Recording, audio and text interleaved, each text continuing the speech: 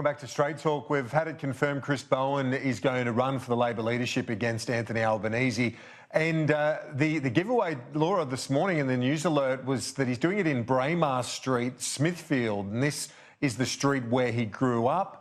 He'll be doing it outside basically his childhood home where he grew up in the western suburbs of Sydney and, making his bid for the Labor leadership, which is interesting given you and I have discussed. My view was that he's too close to the policies they took to the election at the weekend, at the economic, the tax plans and so on. But he clearly thinks this is his chance.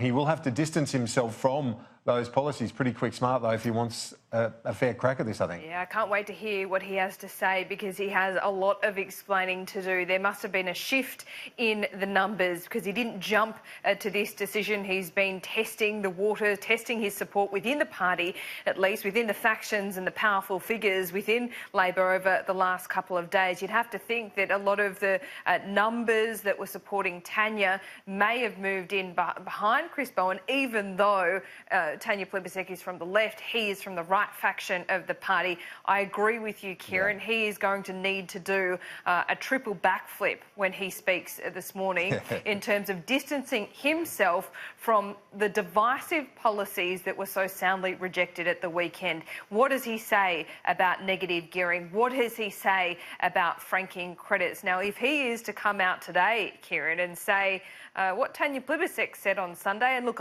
granted she was probably a bit shell-shocked after the win at the weekend, but she tend to blame the loss on the message and the Clive Palmer preferences rather than the policy platform, and that is just not the message that the Australian public gave at the weekend. He clearly didn't want to fall down the pecking order, Laura. I think Anthony Albanese is the favourite to win this leadership race, but I think within the right faction, he did not want to fall behind Jim Chalmers, basically, I think, in maybe Richard Marles as well, who was in discussions.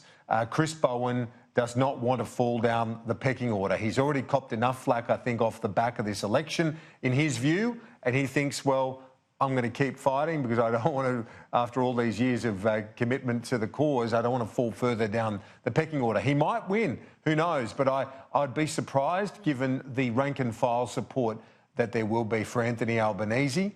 And also this recent economic legacy that Chris Bowen's going to have to manage in terms of the policies which were not successful at the weekend. Well, yes, and in terms of his right faction rivals, it's Jim Chalmers and Chris Bowen. And I would argue, if we're sitting here saying that Chris Bowen is shackled by the policies that were so soundly rejected in the huge economic agenda, so is Jim Chalmers. He is the shadow finance minister, and it was very much a team effort. Jim Chalmers was also, the party spokesperson for the election campaign. So I guess they cancel each other out in that sense. And like Tanya Plibersek, she said yesterday in her statement, now is not the time for me. That must have been an agonising decision because if now is not the time for any of these candidates, it may never be the time again. And that is the decision you're making in politics. If you say no now, that opportunity may never arise.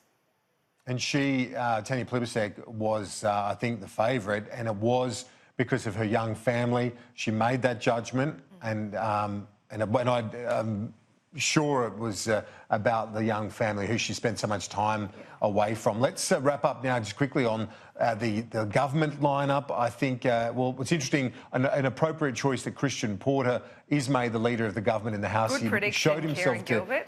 Very good. Thank you. Yeah, well, I think he showed himself to be very effective at the dispatch box, Laura, at the end of the last term of government. The other thing is I do want to see more women in that cabinet. I think Scott Morrison should do that. He's got some others re-elected like Susan Lee and so on.